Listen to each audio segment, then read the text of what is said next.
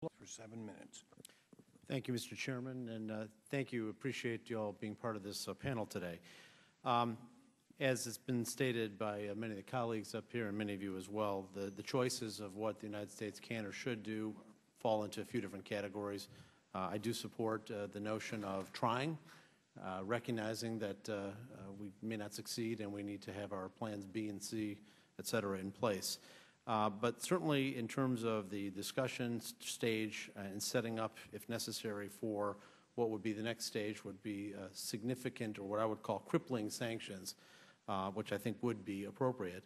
I guess one of the areas that I'm from Florida, and I just heard recently that the company Vitol, the European company, is apparently, which supplies over half of the refined oil to Iran, or gasoline, is constructing a $100 million fuel facility in Port Canaveral, Florida.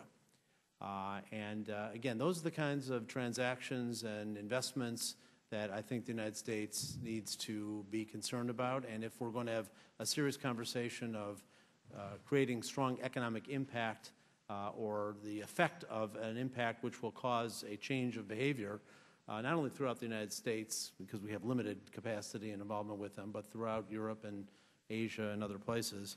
My question, maybe I'll start with Professor Kittrey and Dr. Clausen, is how responsive do you think companies like Vitol will be if we pass legislation in the United States which says that you make choices? You either do business with Iran and you don't do business in the United States.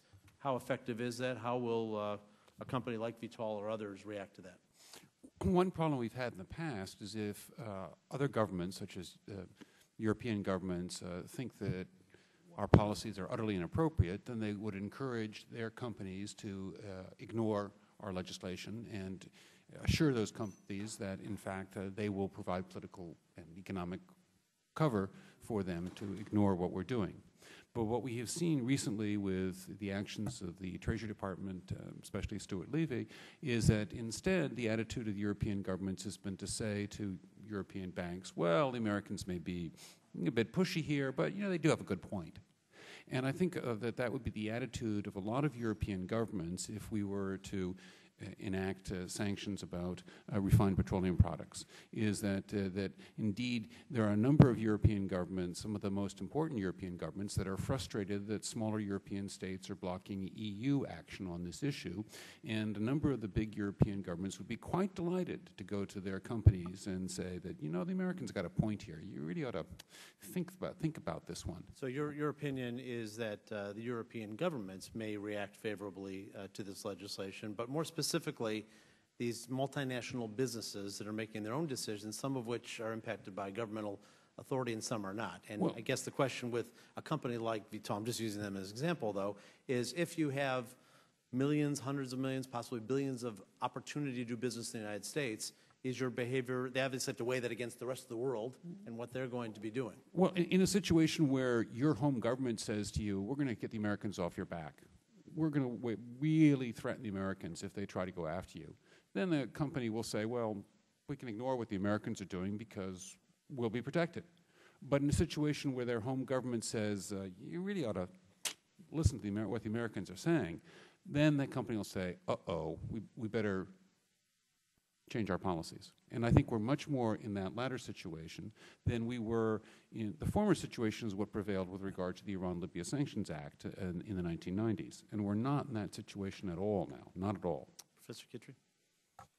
Yeah, I agree with the gist of what Dr. Clausen had to say. I mean, we've seen, in fact, that congressional efforts with respect to these gasoline suppliers to Iran have already begun to work. British Petroleum got out of the business of supplying gasoline to Iran.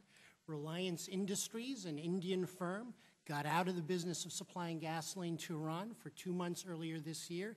And the press reports, the trade press reports, said it was due to the efforts of Congressman Berman and Congressman Sherman, due to their letters that they wrote to the Exim Bank raising questions about loan guarantees. With respect to Vitol specifically, they're a privately held Swiss company. They are in it to make money. If you put them to a business choice where it's clear that they are going to lose more business in the U.S. than the profit they're making in Iran, they're going to choose the U.S. market. You mentioned Port Canaveral. Frankly, Los Angeles International Airport, LAX, buys some $600 million a year of jet fuel from Vitol. If you know, the LA City Council that runs the LAX puts Vitol to a choice, that by itself may be enough to get Vitol out of the business of supplying gasoline to Iran. Okay, and as a follow-up to the question, sanctioning suppliers of refined petroleum. Obviously, refined petroleum is an important issue for Iran because of their capacity. Do you recommend this sanction? And let me just quickly go down the row if we can. United States Congress, do you recommend this, that we lead on this sanction of limiting refined petroleum entering into Iran? Oh, yes, absolutely. Yes, absolutely. I would say I'm not there yet until the opposition has reached that point, but I think they're getting there. I approve it in precisely the manner that the chairman indicated, as Plan C. After Plan A and B fails, then the Plan C is certainly called for, and I think by then many Iranian Democrats will be calling for it as well. I think unless you figured out a way to deal with the Chinese, and that would be part of your Plan B, but also needs to be factored in here, you're likely to spark a trade war with the Chinese as a result of this, and I'm not sure that's what the U.S. economy needs, so I'm not in favor of it. Give the president the authority so he can use this as an important part of the way that he bargains with the Chinese and others for a multilateral sanctions to much the same end. Let me just point out, China provides no refined petroleum to Iran. They're in talks to upgrade a number of Iranian refineries right now. They're in talks to upgrade them, but currently they provide none. Thank you, Mr. Chairman. All right, thank you.